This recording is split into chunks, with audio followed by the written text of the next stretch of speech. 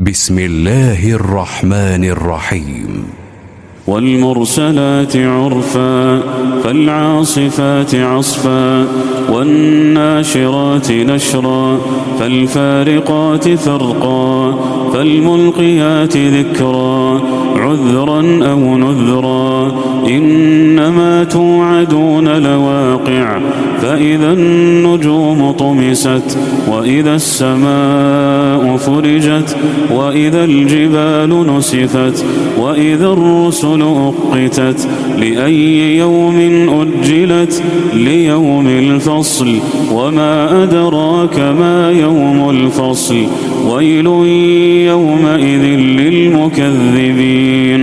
ألم نهلك الأولين ثم نتبعهم الآخرين كذلك نفعل بالمجرمين ويل يومئذ للمكذبين ألم نخلقكم من ماء مهين فجعلناه في قرار مكين إلى قدر معلوم فقدرنا فنعم القادرون ويل يومئذ للمكذبين ألم نجعل الأرض كفاتا أحياء وأمواتا وجعلنا فيها رواسي شامخات وأسقيناكم ماء فراتا ويل يومئذ للمكذبين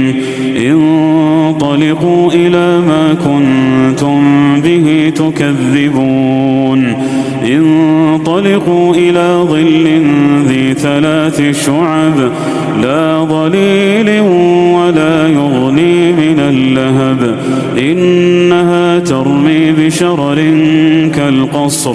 كأنه جمالة صفر ويل يومئذ للمكذبين هذا يوم لا ينطقون ولا يؤذن لهم فيعتذرون ويل يومئذ للمكذبين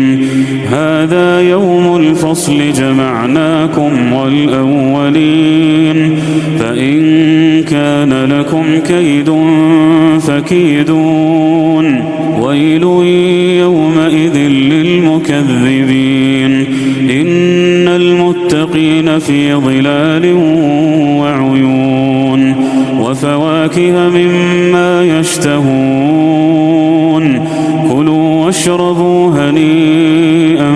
بما كنتم تعملون